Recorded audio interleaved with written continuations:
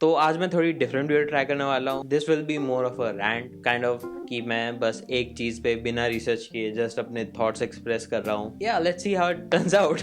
तो शुरू करने से पहले मैं पहले ही बता दूं कि मैं किसी की फीलिंग्स हर्ट नहीं करना चाहता या किसी ग्रुप को टारगेट नहीं करना चाहता. तो होपफुली जो भी 50 लोग मुझे देखते हैं तो ऑफेंड ना हो.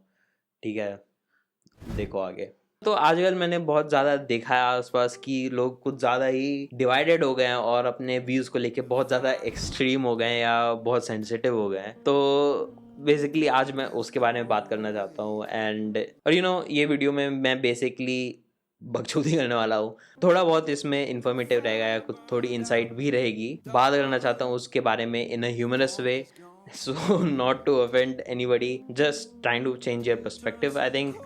And yeah, let's see how this goes. So fucking hot right now. Oh my god. तो आजकल आपने देखा होगा कि इंडिया में कुछ ज़्यादा ही एक्सट्रीमिज्म हो रहा है या people are too sensitive about their opinion, right? They don't want to be proven wrong or anything, and people are generally fighting a lot more than what they did a few years ago, before COVID, I would say.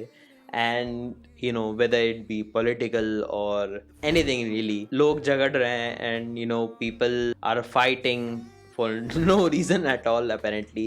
So yeah, I wanted to talk about that. So where is this coming from? I'm recording this towards the end of the CJP fiasco, whatever that was. Yeah, 31st May, I guess. Towards the end of the thing, hopefully.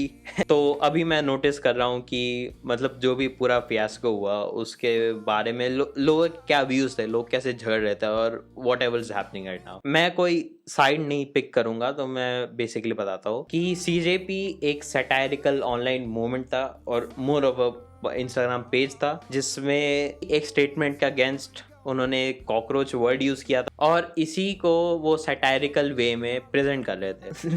There has been lot of shit going on here with this. कुछ लोग बोलते हैं कि ये US की strategy deep state propaganda था. कुछ लोग बोलते हैं कि ये एक्चुअली जेनजी की आवाज है और समथिंग व्हाटएवर. लेकिन मुझे लगता है कि ये इन दोनों में से कुछ नहीं था.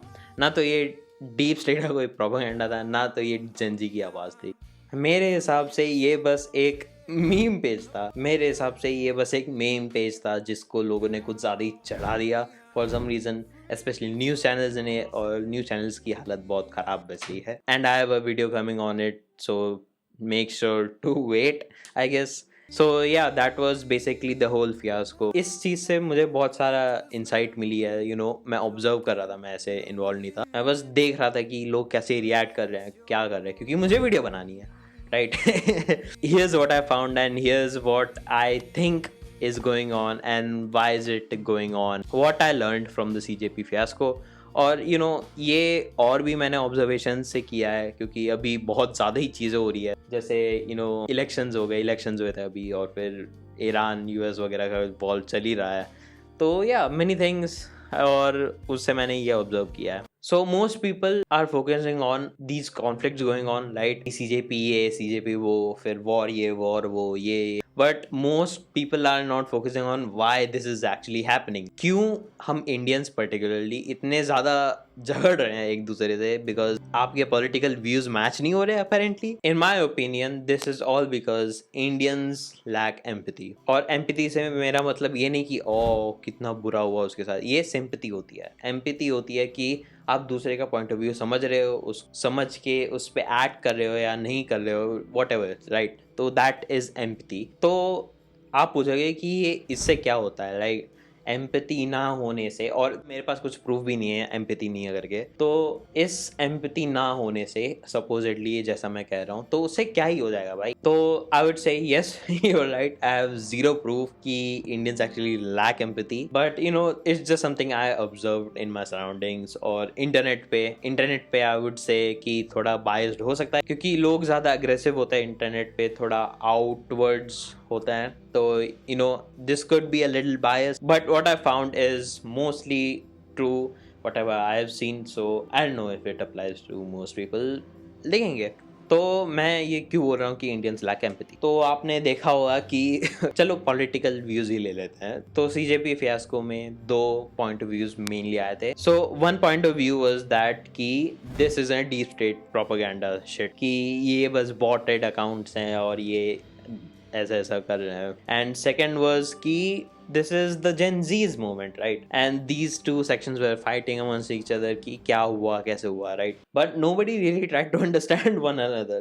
They were just नहीं ये deep state propaganda है, नहीं ये Gen Z की आवाज़ है, तो like it's such a mess, right? You can understand it कि तुम दोनों साइड का कॉन्फ्लिक्ट करवा रहे हो और दोनों साइड एक दूसरे से समझना नहीं चाहते, ये अपना साइड सही प्रूव करना चाहते हैं। So it's like debating for no reason at all, debating just for the sake of debating, क्योंकि तुम अपने ओपिनियन चेंज नहीं करने वाले, सामने वाला अपना ओपिनियन चेंज नहीं करने वाला, तुम दोनों बस झगड़ रहे हो क्योंकि तुम्हें झगड़ना है, या तुम्हारा व्यू पॉइंट तुम्हारे लिए इतना ऊपर है कि तुम कुछ एक्सेप्ट ही नहीं कर सकते और कोई भी तुम्हारे अगेंस्ट हो तो तुम उसको गलत प्रूव करोगे। You see where I am getting this lack of empathy thing. Okay, so in my mind this is how an ideal debate goes. मुझे नहीं पता कि एक्चुअल हो सकता है कि नहीं हो सकता, या ये सही है कि नहीं। सीजेपी जेन जी की आवाज का एक मीडियम है, नहीं भाई ये डीप स्टेट प्रोपोगेंडा है, तुझे पता नहीं उसमें 50% पाकिस्तानी लोग हैं। ओ अच्छा, ये तूने कैसे बोला? उसमें मैंने न्यूज़ में देखा था कि उसमें स्टैटिस्टिक्स हैं और मैंने अपने खुद से भी चेक किया तो उसमें बहुत सारे पाकिस्तानी अकाउंट्स थे और बॉटेड अकाउंट्स बहुत सारे थे। अच्छा अच्छा, तो ठीक है, आपका व्यू है, मेरे हिसाब से तो जेन जी की आवाज़ है, आप अपना व्यू कंटिन्यू करो। और अब आप बोलोगे ये क्या बोल दिया भाई, ये टाइम पास है, ऐसा कोई बात नहीं करता। दिस इज समवॉट ट्रू कि ऐसा कोई बात नहीं करता, लेकिन आप लोगों को देखना भी चाहिए कि दूसरे के अलग व्यूज़ हैं, मेरे अलग व्यूज़ हैं, तो हम कोई बीच में ला सकते हैं, या एटलीस्ट अगर वो बज नहीं कर रहा तो मैं बैक आउट कर देता, क्योंकि ये डिबेट कंपटीशन नहीं है। This is not a debate competition, this is just two people having opposing views talking to each other and arguing, तो उसमें कोई फायदा नहीं है, राइट?